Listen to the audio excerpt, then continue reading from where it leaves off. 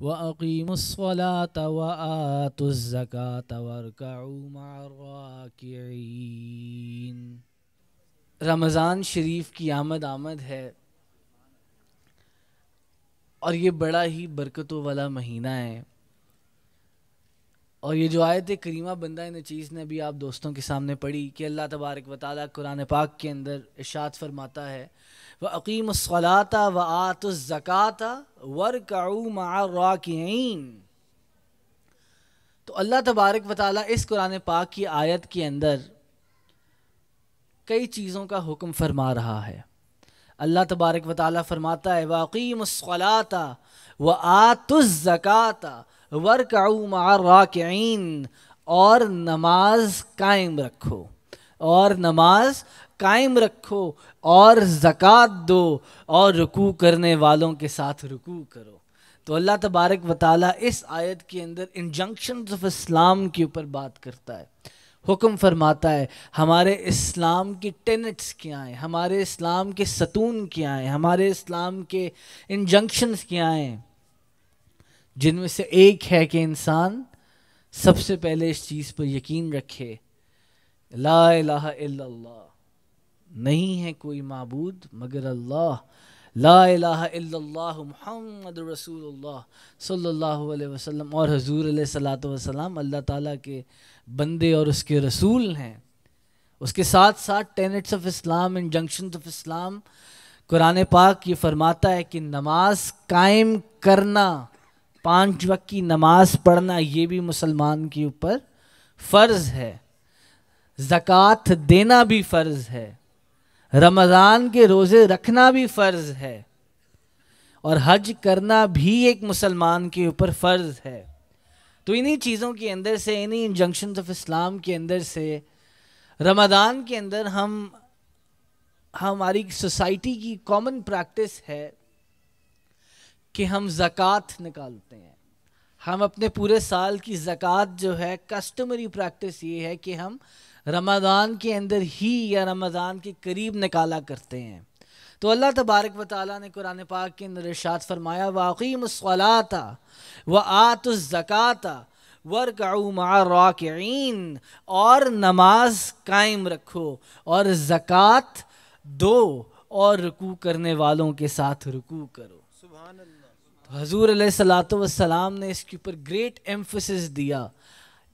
یہ زکوٰۃ دینا بھی ایک وہ چیز تھی جو ہمیں مسلمانوں کو نان مسلم سے جدا کرتی تھی۔ حضور علیہ الصلوۃ والسلام نے اپنی زندگی مبارک کے اندر کئی جگہوں کے اوپر زکوٰۃ دینے کا حکم فرمایا، اور یہ سنت آپ کی آگے صحابہ کرام میں اور اولیاء اعظام میں بھی رہی، بلکہ حضور غوث اعظم گیلانی جیلانی محبوب سبحانی قطب ربانی قندیل نورانی غوث سمدانی میرا محی الدین یا سیدنا شیخ عبد القادر جیلانی رضی اللہ تعالیٰ عنہ، آپ فرمایا کرتے تھے کہ میں چاہتا ہوں کہ میرے ہاتھوں کے اندر سوراخ ہو جائیں، میں چاہتا ہوں کہ میرے ہاتھوں کے اندر سوراخ ہو جائیں، کہ جو چیز اس کے اندر آئے وہ چیز اس کے اندر ٹھہرے نہیں، وہ آگے لوگوں کے اندر بانٹ دی جائے۔ اور حضور غوث اعظم کی شان تو وراء الورا ہے، جن کی محفل کے اندر آج ہم سب بیٹھے ہیں اکٹھے، ہم ان کی یاد میں بیٹھے ہیں۔ وہ فرمایا کرتے تھے کہ میں چاہتا ہوں میرے ہاتھوں کے اندر سوراخ ہو جائیں، جو چیز ان میں آئے وہ چیز ان میں ٹھہرے مت، وہ آگے لوگوں میں چلی جائے۔ آپ کے آستانے کے باہر روز ایک بندہ آپ کا خادم منادی کیا کرتا تھا، ندا لگایا کرتا تھا کہ کوئی ہے کوئی اللہ کا بندہ، ہے کوئی جس کو کسی چیز کی ضرورت ہو، جس کو کھانے کی ضرورت ہو، جس کو پانی چاہیے ہو، تو وہ اندر آ جائے۔ تو حضور غوث اعظم کی یہ ندا جو تھی وہ ہر ایک کے لیے تھی۔ تو ہمیں ہمارے بڑے، ہمارے حضور علیہ الصلوۃ والسلام، صحابہ اکرام حضور علیہ الصلوۃ والسلام کے، تابعین، تبع تابعین، اولیاء و اعظام، ہمیں جگہ جگہ اس چیز کا حکم دیتے نظر آتے ہیں کہ زکوٰۃ دو اور نماز کو قائم کرو، نماز کو قائم کرو اور زکوٰۃ کو دو، کیونکہ جو بندہ زکوٰۃ نہیں دیتا، قرآن و حدیث سے ثابت ہے کہ اس کا مال غرق ہو جاتا ہے۔ اللہ تبارک و تعالیٰ نے فرمایا کہ وَأَقِیمُوا الصَّلَاةَ وَآتُوا الزَّکَاةَ وَارْکَعُوا مَعَ الرَّاکِعِینَ۔ اس آیت میں اللہ تبارک و تعالیٰ نے ایکسپلیسٹلی حکم فرمایا کہ زکوٰۃ دو۔ کیونکہ زکوٰۃ ایک فرض عبادت ہے، زکوٰۃ ایک فرض عبادت ہے۔ حضرت بریدہ رضی اللہ تعالیٰ عنہ سے روایت ہے، آپ فرماتے ہیں کہ تاجدار دو جہاں حضور علیہ الصلوۃ والسلام فرماتے ہیں کہ جو قوم زکوٰۃ نہ دے گی اللہ تبارک و تعالیٰ اسے قحط میں مبتلا کر دے گا، اللہ تبارک و تعالیٰ اسے قحط میں مبتلا کر دے گا۔ اور اسی طرح امام شافعی فرماتے ہیں کہ حضرت عائشہ صدیقہ طیبہ طاہرہ زاہدہ عابدہ رضی اللہ عنہ آپ سے راوی ہے، آپ فرماتی ہیں کہ میں نے رسول اللہ صلی اللہ علیہ وسلم سے سنا کہ آپ نے فرمایا جب کبھی زکوٰۃ مال میں مخلوط ہوگی تو اسے ہلاک کر دے گی، جب کبھی زکوٰۃ مال میں مخلوط ہوگی تو وہ اسے ہلاک کر دے گی۔ اب مال میں زکوٰۃ مخلوط ہونے کی دو قسمیں ہیں، ایک تو یہ کہ صاحب نصاب جس پر خود زکوٰۃ فرض ہو وہ حقیر بن کر لوگوں سے زکوٰۃ لے، وہ حقیر بن کر لوگوں سے زکوٰۃ لے اور اس کو پھر اپنے مال میں ملا لے، اور دوسرا یہ کہ آدمی زکوٰۃ نہ نکالے، وہ مال جو زکوٰۃ اس کو جس مال کی نکالنی چاہیے تھی اور وہ اس کو اپنے مال میں ہی رکھے۔ تو قرآن کے اندر یہ بات قرآن سے اور حدیث سے ثابت ہے کہ جو بندہ اپنے مال کی زکوٰۃ نہیں نکالے گا اس کا مال ہلاک ہو جائے گا، کیونکہ زکوٰۃ کیا ہے؟ مال کی میل ہے۔ ہمارے پیر و مرشد فرماتے ہیں کہ ایک پیٹی ہے سیب کی، اگر اس پوری پیٹی کے اندر ایک گندا سیب آ جائے گا تو پوری پیٹی بھی خراب ہو جائے گی، تو زکوٰۃ کی بھی یہی مثال ہے۔ حضرت انس بن مالک رضی اللہ تعالیٰ عنہ سے روایت ہے کہ حضور علیہ الصلوۃ والسلام فرماتے ہیں اپنی مال کی زکوٰۃ نکال کہ وہ پاک کرنے والی ہے، تجھے پاک کر دے گی۔ تو حضور علیہ الصلوۃ والسلام کی حدیث مبارکہ ہے، اور ہمارے پیر و مرشد فرماتے ہیں اور ہمارا اہل سنت والجماعت کا عقیدہ ہے کہ کائنات کا نظام بدل سکتا ہے مگر حضور کا فرمان نہیں بدل سکتا۔ تو حضور کا فرمان اٹل ہے، وہ اپنی جگہ موجود ہے۔ تو حضور علیہ الصلوۃ والسلام کی ایک جگہ حدیث ہم یہ دیکھتے ہیں کہ حضور فرماتے ہیں کہ اپنے مال کی زکوٰۃ نکال، وہ تیرے مال کو پاک کر دے گی، اور دوسری طرف ہم یہ حدیث بھی دیکھتے ہیں جہاں حضور فرماتے ہیں کہ اگر مال کی زکوٰۃ نہ نکالی گئی تو وہ مال ہلاک ہو جائے گا۔ تو دونوں طرف یہ احادیث اپنی اپنی جگہ کے اوپر موجود ہیں۔ حضرت عمر فاروق رضی اللہ تعالیٰ عنہ سے روایت ہے کہ نبی کریم صلی اللہ علیہ وسلم نے فرمایا کہ خشکی اور تری میں جو مال تلف ہوتا ہے وہ زکوٰۃ نہ دینے سے تلف ہوتا ہے۔ تو ہمارے اسلام کی بنیاد بڑے اسٹرانگ پرنسپلز کے اوپر ہے۔ یہ سوشل سیکیورٹی کا سسٹم لے لیں مثال کے طور پہ، جس کے اندر جو اسٹیٹ ہے، جو گورنمنٹ ہے، جو حکومت ہے، وہ اپنے عوام کے اندر غرباء کو ڈھونڈتی ہے اور وہ ان کی مدد کرتی ہے۔ یہ شان تاجدار دو جہاں کی تھی کہ 1400 سال پہلے وہ آئے اور زکوٰۃ کا کانسیپٹ لے آئے۔ زکوٰۃ ہے کیا؟ کہ جو صاحب استطاعت ہیں وہ اپنے مال کی زکوٰۃ نکالتے ہیں، وہ غریبوں کے اندر بانٹتے ہیں۔ ہمارے تاجدار دو جہاں نے اس چیز کے اوپر اہمیت اس چیز کی آپ نے فرمائی 1400 سال پہلے۔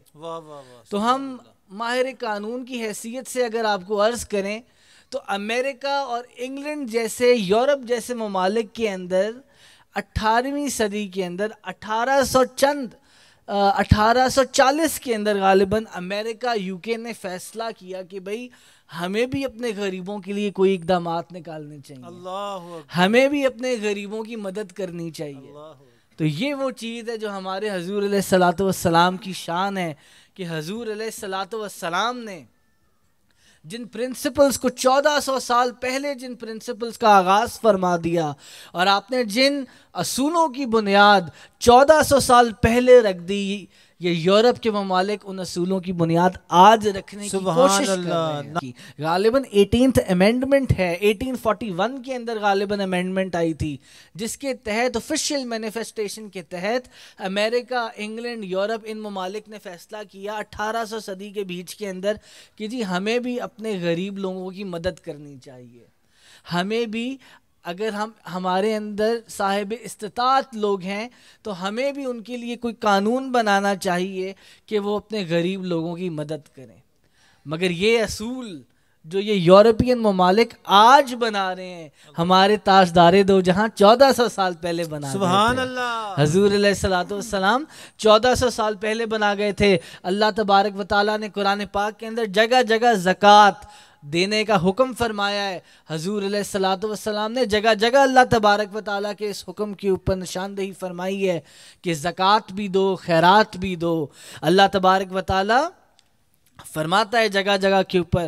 اسی طرح حضرت جابر بن عبداللہ انصاری، حضرت جابر بن عبداللہ انصاری رضی اللہ تعالیٰ عنہ، ان کے مزار شریف کے اوپر بھی ہمارے پیر و مرشد نے حاضری. سبحان اللہ. تو حضرت جابر بن عبداللہ انصاری رحمۃ اللہ علیہ فرماتے ہیں کہ حضور علیہ الصلوۃ والسلام نے فرمایا کہ جس نے اپنے مال کی زکوٰۃ دی اللہ نے اس سے شر کو دور فرما دیا. سبحان اللہ. اللہ نے اس سے شر کو دور فرما دیا.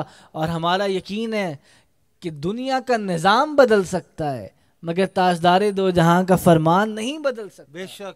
اس نے پورا ہونا ہی ہونا ہے. بے شک. تو حضور علیہ الصلوۃ والسلام کا فرمان مبارک ہے. حضرت جابر بن عبداللہ انصاری فرماتے ہیں کہ جس شخص نے اپنے مال کی زکوٰۃ دی اللہ نے اسے شر سے محفوظ فرما لیا. سبحان اللہ. اسی طرح حدیث ہے اپنے مال کو محفوظ قلعوں میں بند کر لو زکوٰۃ دے کر. واہ واہ. سبحان اللہ. تو اللہ تبارک و تعالیٰ فرماتا ہے وَلَا يَحْسَبَنَّ الَّذِينَ يَبْخَلُونَ بِمَا آتَاهُمُ اللَّهُ مِنْ فَضْلِهِ هُوَ خَيْرًا لَهُمْ بَلْ هُوَ شَرٌّ لَهُمْ سَيُطَوَّقُونَ مَا بَخِلُوا بِهِ يَوْمَ الْقِيَامَةِ وَلِلَّهِ مِيرَاثُ السَّمَاوَاتِ وَالْأَرْضِ وَاللَّهُ بِمَا تَعْمَلُونَ خَبِيرٌ. اللہ تبارک و تعالیٰ کیا ارشاد فرما رہا ہے؟ اللہ تبارک و تعالیٰ قرآن پاک کے اندر ارشاد فرماتا ہے اور جو بخل کرتے ہیں اس چیز میں جو اللہ نے انہیں اپنے فضل سے دی ہرگز اسے اپنے لیے اچھا نہ سمجھیں بلکہ وہ ان کے لیے برا ہے. ان قریب وہ جس میں بخل کیا تھا قیامت کے دن ان کے گلوں کا توق ہوگا اور اللہ ہی وارث ہے آسمانوں اور زمینوں کا اور اللہ تمہارے کاموں سے خبردار ہے. تو اللہ تبارک و تعالیٰ نے اس قرآن پاک کی آیت کے اندر کیا فرمایا ہے؟ اور جو بخل کرتے ہیں اس چیز میں جو اللہ نے انہیں اپنے فضل سے دی. قارون نے کہا تھا کہ مجھے اللہ کے فضل سے مال نہیں ملا، مجھے میرے علم کی بدولت مال ملا ہے. تو اللہ تبارک و تعالیٰ نے اس کے مال کو غرق فرما دیا. اس کے سمیت اللہ تبارک و تعالیٰ نے اس کے مال کو زمین میں گاڑ دیا. کیونکہ قارون نے کیا کہا تھا؟ قارون نے کہا تھا کہ یہ مال میں نے جو کمایا ہے اتنا، یہ میں نے اپنے علم سے کمایا ہے، یہ میں نے اپنی قابلیت سے کمایا ہے. مگر اللہ تبارک و تعالیٰ کا فضل کی طرف اس نے توجہ نہیں دی. اس کے اندر غرور آ گیا، اس کے اندر انا آ گئی. جب اللہ تبارک و تعالیٰ نے حکم فرمایا کہ تم خرچ کرو اس کو، تو اس نے خرچ کرنے سے انکار کر دیا. تو پھر اس کے اوپر عذاب الہی نازل ہوا اور وہ اپنے مال سمیت اس کو دفن کر دیا گیا. تو یہ عذاب الہی تھا. تو اس سے ہمیں یہ بات سمجھ آتی ہے کہ اللہ تبارک و تعالیٰ نے یہ جو فرمایا وَلَا يَحْسَبَنَّ الَّذِينَ يَبْخَلُونَ بِمَا آتَاهُمُ اللَّهُ مِنْ فَضْلِهِ هُوَ خَيْرًا لَهُمْ، اور جو بخل کرتے ہیں اس چیز میں جو اللہ نے انہیں اپنے فضل سے دی. تو جب فضل اللہ کا ہے اور اللہ کی عطا ہے کہ ہمیں مال ملا، ہم صاحب استطاعت ہوئے، تو ہمارا یہ حق پہنچتا ہے، یہ ہم پر لازم ہے کہ ہم اپنے ساتھ غریب کی بھی مدد کر دیں. بے شک. بے شک. جن مدارس کے اندر، جن اداروں کے اندر اللہ اور اس کے رسول کا ذکر کیا جا رہا ہے، ان مدارس کے اندر ان غریب بچوں کے لیے ان کی تعلیم کا بندوبست کر دیں. کیوں؟ کیونکہ اللہ تبارک و تعالیٰ فرماتا ہے یہ سب کچھ اسی کا فضل ہے، سب جو عطا کردہ ہے وہ اللہ کے فضل سے ہے، بے سب شک عطا کرنے والا جب اللہ تعالیٰ ہے تو قارون کی طرح ہم یہ نہیں کہہ سکتے کہ ہم نے مال نہیں دینا. کیوں؟ کیونکہ یہ مال میں نے اپنے علم سے کمایا ہے، بلکہ ہمیں یہ کہنا چاہیے کہ ہم نے غریب کی مدد کرنی ہے، بے شک. کیونکہ میری تو کوئی حیثیت ہی نہیں ہے، جو ہے وہ اس کا ہے، سبحان جو ہے وہ اللہ نے عطا کیا ہے. تو اس چیز کی طرف ہمیں توجہ دینی چاہیے. میرے پیر و مرشد بابا جان سیدی شیخ محمد محسن منور یوسفی وہ فرماتے ہیں کہ ان کے قبلہ پیر و مرشد حضرت بابا یوسف علی نگینہ رحمۃ اللہ علیہ آپ کے آستانے کے اوپر، آپ اپنے آستانے عالیہ شریف کے اوپر ایک مرتبہ موجود تھے. دوپہر کا وقت تھا تو ایک آدمی جس کی 25 سے 30 سال کی عمر تھی وہ آپ کی بارگاہ میں حاضر ہوتا ہے. ایک آدمی تو وہ آتا ہے تو آپ سے سلام کے بعد دعا کی عرض کرتا ہے اور کہتا ہے کہ حضور کیا آپ نے مجھے پہچانا؟ حضور کیا آپ نے مجھے پہچانا؟ تو آپ فرماتے ہیں کہ نہیں، میں نے نہیں پہچانا. تو اسی اثناء میں وہ زار و کتار رونے لگتا ہے وہ شخص. حضور حضرت بابا پیر و مرشد، حضرت دادا پیر و مرشد حضرت بابا یوسف علی نگینہ رحمۃ اللہ علیہ کے پاس وہ شخص آیا اور آپ سے پوچھتا ہے سلام کرنے کے بعد، حضور آپ پہچانتے ہیں مجھے؟ آپ نے فرمایا نہیں، میں نے نہیں پہچانا. تو وہ شخص زار و کتار رونے لگ گیا. وہ شخص زار و کتار رونے لگ گیا اور کہنے لگا حضور بابا جی میں بہت پہلے، کافی عرصے پہلے آپ کی بارگاہ میں حاضر ہوا تھا، میں آپ کی بارگاہ سے میں حاضر ہوا تھا، میں نے آپ کی بیعت کی تھی اور انہی دنوں آپ کو بیعت کرنے کے بعد میں دبئی چلا گیا. میں نے بڑا مال کمایا، میری شادی ہو گئی، میں نے بڑے گھر بنائے فیصل آباد کے اندر، میرے 3 بنگلے بن گئے فیصل آباد کے اندر، مگر حضور میرے گھر میں جو بھی اولاد ہوتی ہے وہ معذور پیدا ہوتی ہے. میرے گھر میں جو بھی اولاد پیدا ہوتی ہے وہ معذور پیدا ہوتی ہے. پہلے ایک بیٹا پیدا ہوا تو وہ معذور، پھر دوسرا تو وہ معذور، تیسرا تو وہ معذور. تو حضور سمجھ نہیں آتا کہ یہ معاملہ کیا ہے کہ جو اولاد پیدا ہوتی ہے معذور پیدا ہوتی ہے. تو ہمارے دادا پیر و مرشد حضرت بابا یوسف علی نگینہ رحمۃ اللہ علیہ، آپ نے اس لڑکے سے، اس آدمی سے پوچھا، آپ نے فرمایا میری بات سنو، کیا تم نے بیٹا کبھی زکوٰۃ دی ہے؟ کیا تم نے کبھی زکوٰۃ دی ہے؟ تو اس نے کہا حضور کبھی زکوٰۃ تو نہیں دی ہے مگر میں نے خیرات بہت کری ہے. حضرت بابا یوسف علی نگینہ رحمۃ اللہ علیہ ہمارے دادا پیر و مرشد نے فرمایا، انہوں نے کہا میں نے تم سے خیرات کا نہیں پوچھا، میں نے تم سے زکوٰۃ کا پوچھا ہے. فرض خیرات نہیں ہے، فرض زکوٰۃ ہے. میں نے تم سے زکوٰۃ کا پوچھا ہے، تم نے زکوٰۃ کبھی دی ہے کہ نہیں دی ہے؟ اس نے فرمایا حضور زکوٰۃ کبھی نہیں دی مگر میں نے خیرات بڑی کی ہے. تو حضرت بابا یوسف علی نگینہ رحمۃ اللہ علیہ نے فرمایا سنو، اب جا کر اپنی جتنا تم نے مال کمایا تم اس کی ساری زکوٰۃ کا جائزہ لگاؤ، ساری زکوٰۃ کیلکولیٹ کرو اور پھر وہ زکوٰۃ دو.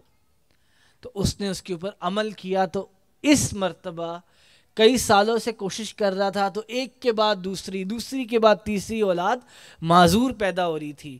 تو جس وقت اس نے اپنی ساری زکوٰۃ نکالی اللہ تبارک و تعالیٰ نے اس کو صحیح سلامت اولاد عطا فرمائی. اسی طرح بابا جان سیدی شیخ محمد محسن منور یوسفی اپنے چند پرسنل ذاتی واقعات اور مشاہدات کا ذکر فرماتے ہیں.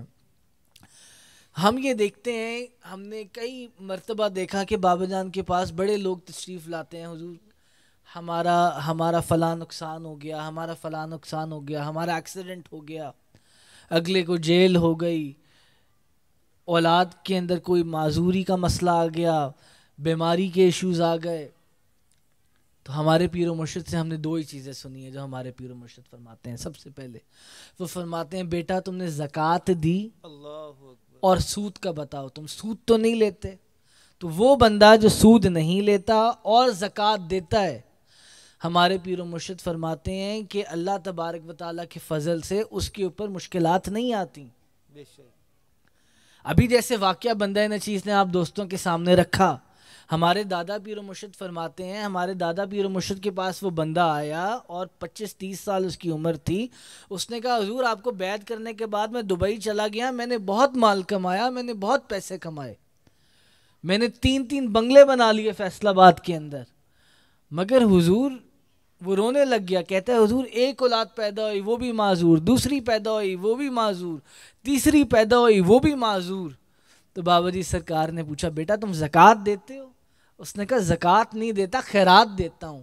بابا جی سرکار نے فرمایا میں نے تم سے خیرات کا نہیں پوچھا، فرض زکوٰۃ ہے۔ تو یہ بھی ایک مسئلہ سمجھیں، اکثر لوگ زکوٰۃ نہیں دیتے مگر خیرات دیتے رہتے ہیں۔ تو یہ مسئلہ سمجھیں کہ خیرات فرض نہیں ہے، زکوٰۃ فرض ہے۔ زکوٰۃ نہیں دیں گے تو اس کی پوچھ ہے، کیونکہ قرآن پاک کے اندر اللہ تبارک و تعالیٰ نے جگہ جگہ کے اوپر یہ فرمایا ہے کہ زکوٰۃ دو، حکم ہوا ہے اللہ تبارک و تعالیٰ کی طرف سے کہ زکوٰۃ دو۔ تو جب حکم ہو گیا تو بات ختم ہو گئی ہے۔ ہمارے اوپر لازم ہے کہ ہم بھی اپنی سوسائٹی کی مدد کریں، اللہ تعالیٰ کے فضل سے جو ہمیں ملا ہے ہم آگے بھی پہنچ جائیں، ٹھیک ہے نا؟ تو یہ چیز ہمیں سمجھنی چاہیے۔ اسی طرح ہمارے پیر و مرشد بابا جان فرماتے ہیں کہ ان کے ایک پیر بھائی تھے جو کسی بیماری کے اندر مبتلا ہو گئے، تو لاہور کے شیخ زید ہاسپٹل کے اندر وہ زیر علاج تھے۔ تو ہمارے بابا جی سرکار، ہمارے دادا پیر و مرشد کے جو بڑے صاحبزادہ صاحب ہیں، جن کا حضرت صاحبزادہ اللہ دتا زمزم یوسفی مرحوم جو اب پردہ فرما گئے ہیں، تو وہ ان کی عیادت کے لیے شیخ زید ہاسپٹل تشریف لاتے ہیں۔ تو بابا جان بھی ساتھ موجود ہیں۔ تو بابا جان نے دیکھا کہ وہ جو پیر بھائی تھے بابا جان کی، وہ بیماری اور نکاہت کی وجہ سے ہڈیوں کا ڈھانچہ بن چکے تھے۔ وہ نکاہت کی وجہ سے، بیماری کی وجہ سے ہڈیوں کا ڈھانچہ بن چکے تھے، اور یوں محسوس ہو رہا تھا کہ ان کا آخری وقت آ گیا ہو وہ صاحب جو ہیں۔ تو صاحبزادہ اللہ دتا یوسفی زمزم رحمۃ اللہ علیہ، آپ نے انہیں زکوٰۃ کی تعلیم دی، اور آپ نے پوچھا بیٹا تم نے کبھی زکوٰۃ دی تھی؟ تو انہوں نے کہا حضور میں نے زکوٰۃ نہیں دی تھی، اور غالباً انہوں نے بھی یہی کہا حضور زکوٰۃ نہیں دی، خیرات بڑی دی ہے۔ تو انہوں نے فرمایا بیٹا زکوٰۃ دینا فرض ہے، خیرات دینا نہیں، تو تم اپنے تمام مال کی زکوٰۃ کا جائزہ لگاؤ، کیلکولیٹ کرو کہ تمہارے پورے مال کی زکوٰۃ بنتی کتنی ہے، اور تم وہ زکوٰۃ پہلے دے دو، تم یہ نیت کر لو۔ اس نے ایسا ہی کیا۔ تو جب اگلی مرتبہ بابا جان کی اس سے ملاقات ہوئی تو بابا جان نے دیکھا وہ بندہ جو اپنی آخری سانسیں لے رہا تھا، جس وقت اس نے تمام زکوٰۃ دینے کی نیت کی اور اس نے زکوٰۃ دی، اللہ تبارک و تعالیٰ نے اس کو صحت عطا فرمائی۔ حضرت موسیٰ علیہ السلام کے زمانے میں ایک شخص تھا جس کا نام قارون تھا، اور یہ آپ کے چچا کا بیٹا تھا۔ تو اس کے پاس مال و دولت کی بڑی فراوانی تھی۔ اللہ تبارک و تعالیٰ قرآن پاک کے اندر فرماتا ہے وَآتَيْنَاهُ مِنَ الْكُنُوزِ مَا إِنَّ مَفَاتِحَهُ لَتَنُوءُ بِالْعُصْبَةِ أُولِي الْقُوَّةِ، اور ہم نے اس کو اتنے خزانے دیے جن کی کنجیاں ایک زور آور جماعت پر بھاری تھیں۔ اللہ تبارک و تعالیٰ قرآن پاک کے اندر فرما رہا ہے کہ ہم نے قارون کو اتنے خزانے دیے کہ صرف ان خزانوں کی کنجیاں سنبھالنے کے لیے ایک پوری جماعت تھی جو صرف اس کے خزانوں کی کنجیاں اپنے حوالے میں رکھتی تھیں، جو صرف اس کے خزانوں کی کنجیوں کی دیکھ بھال کیا کرتی تھی۔ وہ ایک پوری جماعت پر مشتمل وہ ایک قوم تھی۔ وَآتَيْنَاهُ مِنَ الْكُنُوزِ مَا إِنَّ مَفَاتِحَهُ لَتَنُوءُ بِالْعُصْبَةِ أُولِي الْقُوَّةِ، اور ہم نے اس کو اتنے خزانے دیے جن کی کنجیاں ایک زور آور جماعت پر بھاری تھیں۔ تو وہ اتنا مالدار شخص تھا کہ اس کے خزانوں کی کنجیاں ایک زور آور جماعت کی اوپر موجود تھیں۔ آگے اللہ تبارک و تعالیٰ نے فرمایا وَأَحْسِن كَمَا أَحْسَنَ اللَّهُ إِلَيْكَ، نیکی کر جیسا کہ اللہ نے تجھ پر احسان کیا ہے۔ تو اللہ تبارک و تعالیٰ نے قارون سے فرمایا کہ میں نے تمہیں اتنا مال دیا ہے، نیکی کر، آگے اس مال کو بانٹ اس کے اندر سے۔ تو اللہ تبارک و تعالیٰ کے حکم عدولی کی قارون نے انکار کر دیا۔ قارون نے کہا یہ مال میں نے تیرے احسان سے نہیں کمایا، یہ مال میں نے تیرے فضل سے نہیں کمایا، یہ مال میں نے اپنے علم کی بدولت کمایا ہے، یہ مال میں نے اپنی قابلیت کی بدولت کمایا ہے۔ انما اوتیتہ علی علم عندی، یہ تو مجھے ایک علم سے ملا ہے جو میرے پاس ہے۔ قارون نے آگے اللہ تبارک و تعالیٰ کو یہ کہتا ہے قارون کہ یہ مال جو میں نے کمایا ہے یہ میں نے تیرے احسان سے نہیں کمایا، یہ میں نے اپنے علم کی بدولت کمایا ہے، یہ میں نے اپنے قابلیت کی بدولت کمایا ہے۔ تو اس لعین نے، اس بدبخت نے، قارون نے، جب اللہ تبارک و تعالیٰ نے اس کو حکم فرمایا کہ تو اپنے مال میں سے خرچ کر کیونکہ یہ احسان میں نے تم پہ کیا ہے، تو اس نے انکار کر دیا، خرچ کرنے سے انکار کر دیا، یہ کہتے ہوئے کہ یہ مال تیرے احسان سے نہیں میں نے اپنے علم سے کمایا ہے۔ تو آگے اللہ تبارک و تعالیٰ کیا ارشاد فرماتا ہے، فَخَسَفْنَا بِهِ وَبِدَارِهِ الْأَرْضَ، پس ہم نے اس کو اور اس کے گھر کو زمین میں دھسا دیا، پس ہم نے اس کو اور اس کے گھر کو زمین میں دھسا دیا۔ تو اللہ تبارک و تعالیٰ کی راہ میں نہ خرچ کرنے کا نتیجہ کیا تھا کہ اس کی وہ دولت، وہ خزانہ، آپ اس خزانے کا کیا اندازہ لگائیں گے جس خزانے کی صرف کنجیاں ایک پوری جماعت سنبھالا کرتی تھی، جس کی چابیاں پوری ایک جماعت سنبھالا کرتی تھی۔ تو اللہ تبارک و تعالیٰ نے جب قارون کو کہا کہ اس مال میں سے خرچ کر کیونکہ اللہ نے تجھ پر احسان کیا ہے، اللہ نے فضل کیا، احسان کیا اللہ نے، تو اس نے انکار کر دیا، اس نے معذرت کی، اس نے کہا میں نہیں خرچ کروں گا کیونکہ یہ تیرے کرم کی بدولت نہیں ہے، تیرے احسان کی بدولت نہیں ہے، یہ میرے علم کی بدولت ہے۔ تو اللہ تبارک و تعالیٰ نے پھر کیا کیا، عذاب الہی نازل ہوا اس کے اوپر، اور قارون اپنے خزانے سمیت زمین کے اندر اس کو گاڑ دیا گیا۔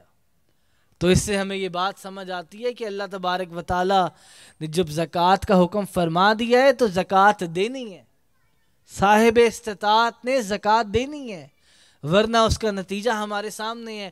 قرآن پاک کے اندر اللہ تبارک و تعالیٰ نے مثالیں دے دے کر معاملات کو سمجھایا ہے۔ اللہ تبارک و تعالیٰ نے قرآن پاک کے اندر ہمارے پیر و مرشد فرماتے ہیں کہ مثالیں دے دے کر چیزیں سمجھائی ہیں۔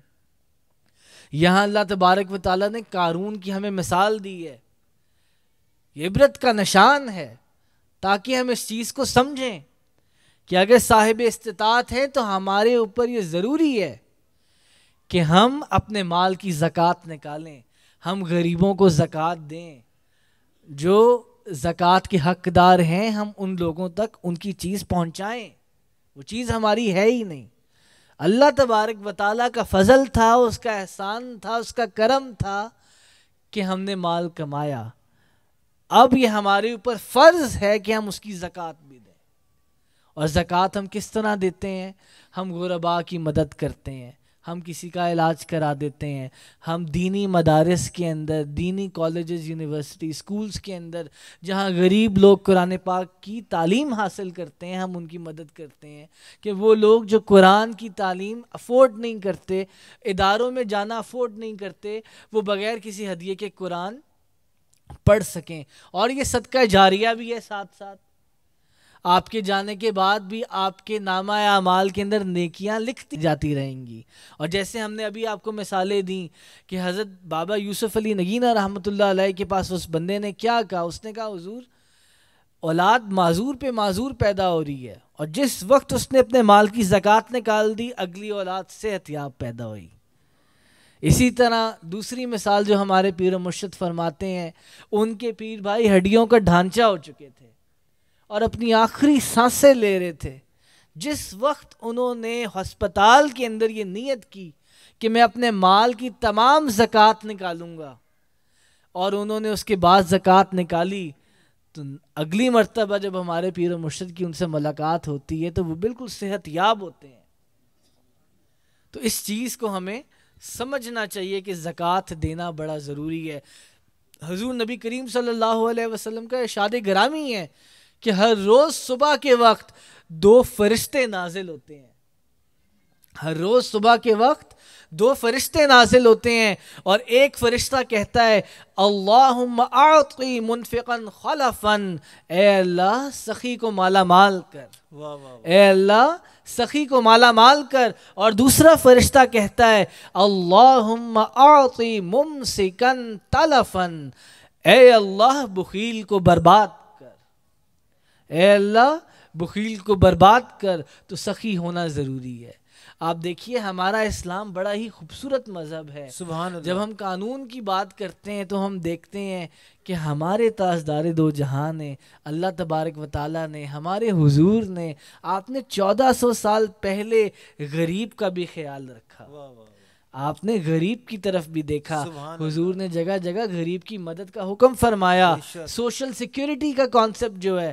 مگر اگر ہم قانون کی طرف سے بات کریں تو آفیشیل مینیفیسٹیشن کے تحت 18th امینڈمنٹ کے بعد یورپ امریکہ یورپین ممالک کا فیصلہ ہوتا ہے امریکہ کا کہ ہمیں بھی غرباء کی مدد کرنی ہے.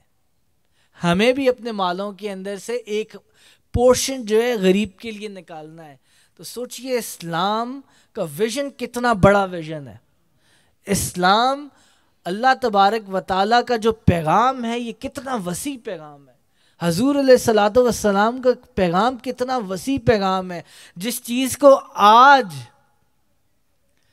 یہ یورپین ممالک ریکگنائز کر رہے ہیں 100 سال پہلے 150 سال پہلے ہمارے اسلام نے اس کی بنیاد 100 سال پہلے نہیں رکھی 200 سال پہلے نہیں رکھی 1400 سال پہلے رکھ دی تھی. سبحان اللہ. تو اس سے ہمیں یہ سمجھ آتا ہے کہ زکوٰۃ دینا ضروری ہے. یہ ہماری سوسائٹی کا حصہ ہیں غریب لوگ. اگر اللہ تعالیٰ نے ہمیں صاحب استطاعت بنایا ہے تو یہ اللہ کا فضل ہے, بے شک. ہمارا کمال نہیں ہے. اگر اللہ تعالیٰ نے ہمیں صاحب استطاعت بنایا ہے تو یہ اللہ کی عطا ہے, بے شک. یہ اس کا احسان ہے, یہ اس کا فضل ہے, نہ کہ یہ ہمارا علم ہے, نہ کہ یہ ہمارا کمال ہے.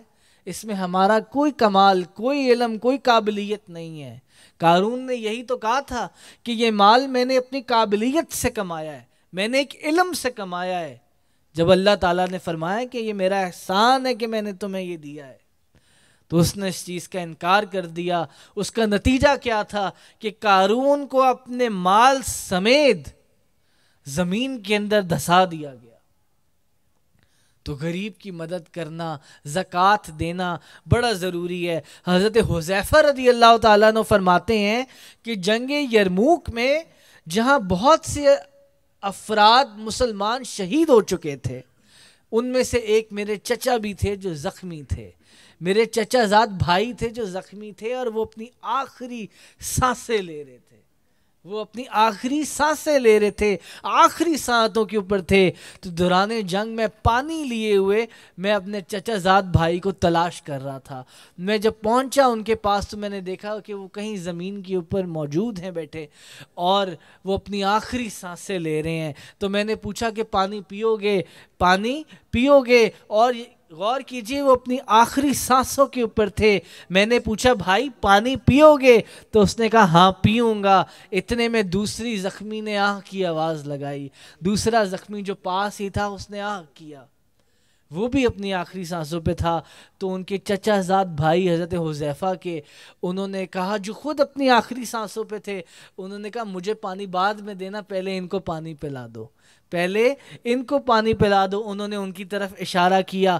تو حضرت حذیفہ فرماتے ہیں کہ میں نے ان کو پانی پلایا, اور جب میں واپس اپنے چچا زاد بھائی کے پاس آیا تو وہ پردہ فرما چکے تھے. ہمارا اسلام ہمیں یہ سکھاتا ہے کہ ہم اپنے ساتھ ساتھ دوسروں کی بھی سوچتے ہیں, ہم اپنے ساتھ ساتھ دوسروں کی بھی مدد کرتے ہیں. تو انہوں نے کہا پہلے اس کو پانی دو. اللہ اکبر. حضرت حذیفہ کے چچا زاد بھائی نے, تو وہ فرماتے ہیں کہ جب میں اس کے قریب گیا تو وہ مر چکا تھا, اور پھر جب میں اپنے چچا زاد بھائی کے پاس واپس آیا تو وہ بھی پردہ فرما چکے تھے. تو اس بات سے ہمیں یہ سمجھ آتی ہے کہ ہمارے جو بڑے تھے ان کی یہ سنت تھی, ان کی یہ عادت تھی کہ وہ اپنے ساتھ ساتھ دوسروں کی بھی مدد کیا کرتے تھے. حضور غوث اعظم آپ کیا فرماتے تھے؟ آپ فرماتے تھے کہ میں چاہتا ہوں کہ میرے ہاتھوں کے اندر سوراخ ہو جائے, کوئی چیز میرے پاس ٹھہرے نہیں, کوئی چیز میرے پاس ٹھہرے نہیں. میں چاہتا ہوں کہ جو چیز میرے پاس آئے وہ آگے لوگوں کے اندر بانٹ دی جائے. آپ حضرت معین الدین سلطان الہند خواجہ معین الدین چشتی اجمیری رحمۃ اللہ علیہ کے مزار پر حاضری دیں تو آپ دیکھیں گے کہ اتنا مسلمان نہیں وہاں سے لیتا جتنا وہاں سے شاید ہندو لیتا ہوگا. اتنی تعداد مسلمان کی شاید نہیں ہے جتنی وہاں ہندوؤں کی تعداد ہے جو آپ کے مزار انور پر حاضر ہوتے ہیں.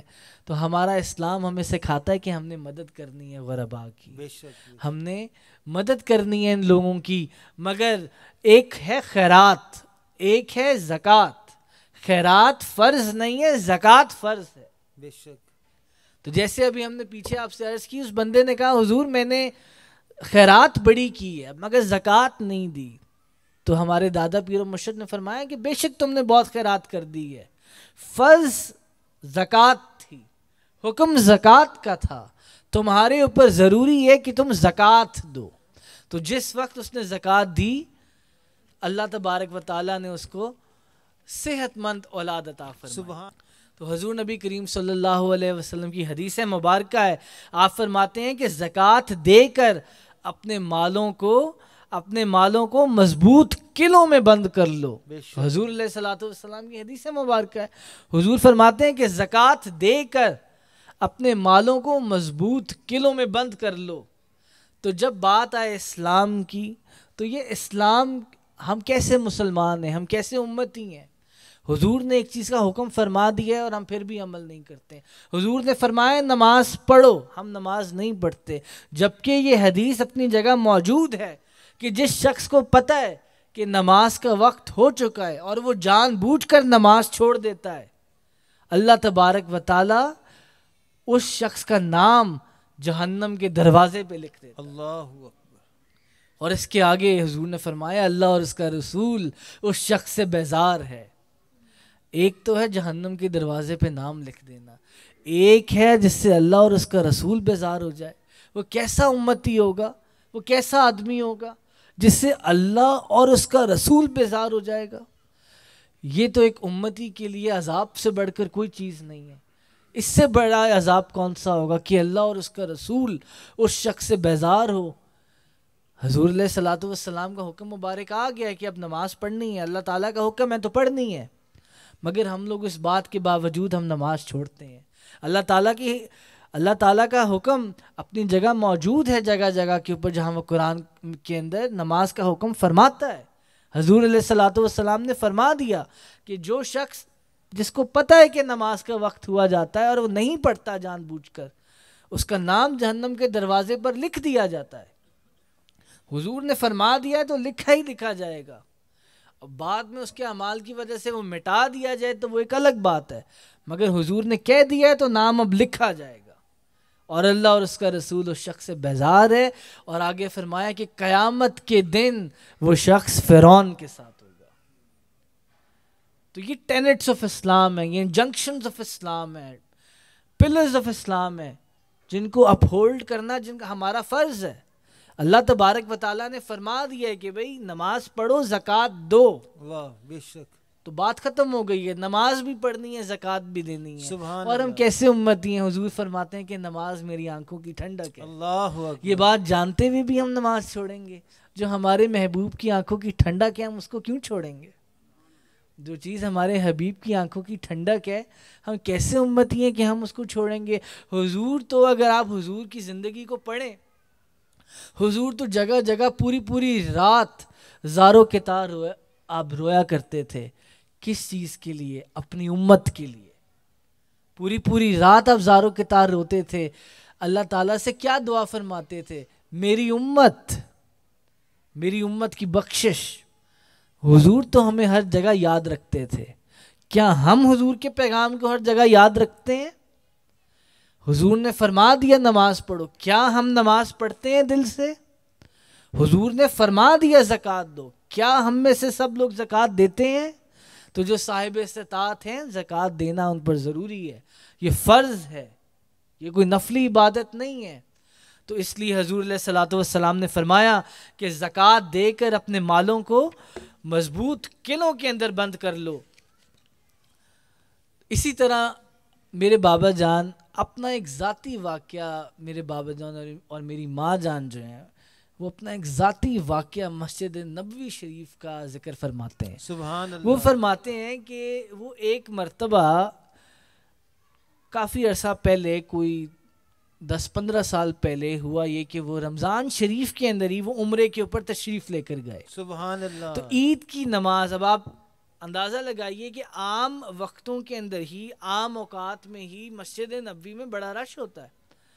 اب رمضان کا مہینہ ہے اور اس کے بعد عید کا وقت ہے، عید کے دن قریب آ گئے ہیں، عید کی نماز کا وقت ہے فوراً اس کے بعد. تو آپ رش کا اندازہ لگائیے. اس وقت تو پاؤں رکھنے کی جگہ نہیں ہوتی مسجد نبوی کے اندر. تو یہ اس منظر کو سامنے رکھیے اور ہمارے پیر و مرشد فرماتے ہیں کہ وہ اس وقت عید کی نماز انہوں نے مسجد نبوی کے اندر ادا کی. تو ان کی جو اہلیاں ہیں، میری جو ماں جان ہیں، ان کا جو سونے کا کڑا ہے وہ مسجد حرم کے اندر، مسجد نبوی شریف کے اندر وہ صحن کے اندر کہیں گر گیا، مگر ان کو پتہ نہ چلا کہ ان کا سونے کا کڑا گر گیا. وہ آگے چلی گئیں، کافی آگے چلی گئیں. تو جب مسجد نبوی کے دروازے کے قریب پہنچیں تو ایک عورت نے آواز دی کہ یہ آپ کا کڑا گر گیا ہے اور میں نے پکڑ کر اس کو سنبھال لیا ہے. سبحان اللہ. تو میری اہلیہ نے، بابا جان فرماتے ہیں کہ میری اہلیہ نے ان کا شکر ادا کیا اور شکر ادا کرتے ہوئے وہ ان سے کڑا لے لیا. تو اس عورت کے جانے کے بعد ایک اور عورت ہماری ماں جان سے آ کر ملتی ہیں. وہ کہتی ہیں کہ میں اس عورت کا پتہ کرنے آئی ہوں کہ اس عورت نے آپ کا ایک سونے کا کڑا اٹھایا تھا، اس نے آپ کو وہ سونے کا کڑا واپس کر دیا ہے. اللہ اکبر. تو ماں جان فرماتی ہیں کہ میں نے اس کو کہا ہاں اس نے مجھے میرا سونے کا کڑا واپس کر دیا ہے. اس بات سے ہمارے پیر و مرشد نے فرمایا، بابا جان نے فرمایا اصل میں مال کی زکوٰۃ پوری تھی، اس لیے ممکن ہی نہیں تھا کہ ان کو کوئی مالی نقصان ہو. تو یہ اللہ کے ولیوں کے عقیدے ہیں، یہ ان کے پختہ یقین ہے. اور ویسے بھی قرآن پاک کے اندر اللہ تبارک و تعالیٰ قرآن پاک کے اندر کیا فرماتا ہے؟ من جاء بالحسنہ فلہ عشر امثالہا. اللہ تبارک و تعالیٰ کیا فرماتا ہے؟ جو ایک نیکی لائے اس کے لیے اس جیسی 10 ہیں. سبحان اللہ. سبحان اللہ تبارک و تعالیٰ قرآن میں فرماتا ہے. تو اس کا مطلب اگر ہم ایک نیکی کرتے ہیں تو ہمیں اس کا اجر کتنی دفعہ ملتا ہے؟ 10 دفعہ ملتا ہے. تو اسی لیے ہمارے پیر و مرشد فرماتے ہیں کہ آپ دیکھیے کہ جو بندہ زکوٰۃ ٹائم پر دیتا ہے اور سود میں ملوث نہیں ہوتا، اس کو اپنے مال کے اندر، صحت کے اندر کبھی مسائل درپیش نہیں آئیں گے.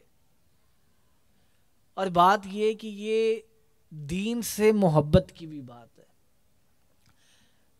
جنگ کے وقت جب حضور علیہ الصلوۃ والسلام نے فرمایا کہ بھئی کون اپنا مال کتنا لے کر آئے گا جنگ کے لیے، غالباً جنگ تبوک تھی، تو حضرت ابو بکر صدیق رضی اللہ تعالیٰ عنہ ایک سوئی تک اپنا سارا مال لے کر حضور کی بارگاہ میں حاضر ہو گئے.